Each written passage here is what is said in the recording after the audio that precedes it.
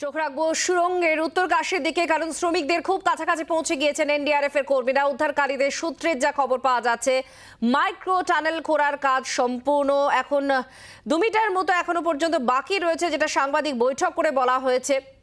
Ambulance ready রয়েছে, chopper ready রয়েছে, কিন্তু যেটা বলা হচ্ছে চপারের টাইমিং কিছুক্ষণ আগেই সাংবাদিক বৈঠক করে যেটা বলা হয়েছে, চপার ওড়ার শেষ টাইম 4:30।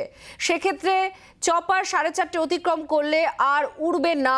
যদি প্রয়োজন হয় এয়ারলিফটের, তাহলে অপেক্ষা করতে হবে। আর অপরদিকে গ্রিন করিডোর করে দেওয়া হয়েছে, যখন শ্রমিকদের বের করা হবে দ্রুত তাদেরকে হাসপাতালে যাতে নিয়ে যাওয়া সম্ভব হয় সেই ব্যবস্থা। केवल 5 से 6 मीटर की तो दूरी है नहीं, तकरीबन 60 मीटर उस पाइप में आना है और वो पूरी ट्रॉली को ग्रिल की जाएगी, यानी कि खींच करके लाई जाएगी। तो ये विलंब है और इसमें टाइम भी बता देते हैं कि इसमें 3 से 4 मिनट का टाइम है। अगर आप इसमें ये देखेंगे कि अब 41 मजदूर हैं, तो इसमें 3-4 मिनट के अगर आप देखते हैं तो कम से कम 2 घंटे का वक्त हुआ। और प्लस इसी में अगर 4 जवान भी जाते हैं तो उनके भी आप इसको मोटे तौर पर देखिए 15 मिनट 20 मिनट का टाइम देखेंगे। तो इस तरह से 2 घंटे से लेकर के 2.5 घंटे के बीच का वो टाइम होगा जब एक एक करके ट्रॉली से सभी मजदूर बाहर निकलेंगे। और जब निकल भी जाएंगे उस पाइप के जरिए तो वहाँ पर टाइम कैसे लगेगा ये भी बताते हैं। इसमें बेड लगा दिया गया, यानी टनल में एक हॉस्पिटल को एक मेडिकल का पोस्ट बना दिया गया। एक एक करके जब वो आएंगे तो उनके हेल्थ का चेकअप किया जाएगा, बीपी भी देखी जाएगी और उनके हार्ट का भी देखा जाएगा। साथ में ये भी देखा जाएगा कि उनको किसी तरह से कोई, जैसे पाइप से आए, कहीं ऐसा तो नहीं कि चक्कर आ रहा है या कोई किसी तरह की ऑक्सीजन की कमी होने की वजह से।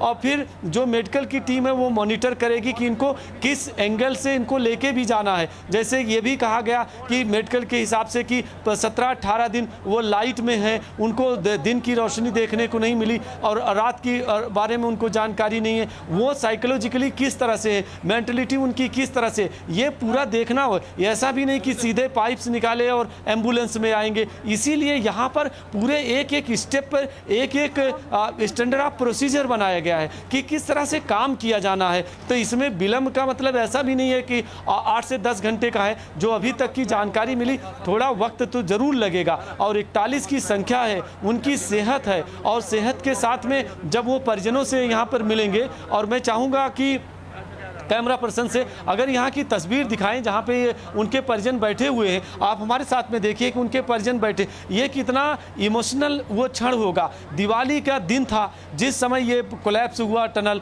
और उस समय से लेकर के आज 17 दिन का वक्त गुजरा। इनके साथ में जितने इसमें वर्कर्स, इंजीनियर्स, एक्सपर्ट्स सब लगे हैं, सब दिवाली से लेके अभी तक लगे हुए, कंटिन्यू काम कर रहे हैं। इतनी बड़ी संख्या में सारे एक्सपर्ट भी काम कर रहे हैं, तो मोमेंट कैसा होगा, वो क्षण कैसे होगा, उसको भी देखा जा रहा है। ऐसा नहीं कि सिर्फ लाने की ही बात आ रही है। और तीसरा पार्ट इसका ये है कि जब वो उस पाइप से इस टनल में आएंगे जहाँ तक मेडिकल का पोस्ट, एक छोटा सा हॉस्पिटल एस्टेब्लिश किया गया है, तो उसमें जवान भी रहेंगे।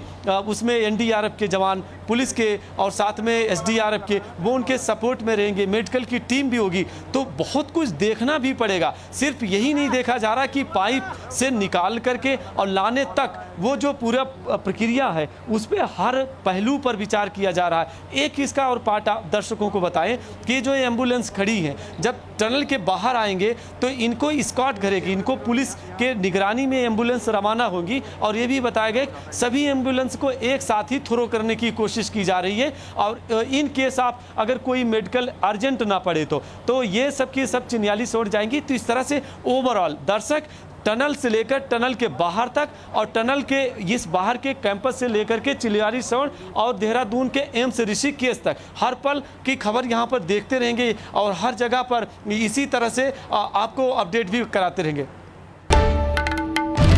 বাংলার আওয়াজ, বাঙালির আবেগ, জি 24 ঘন্টা।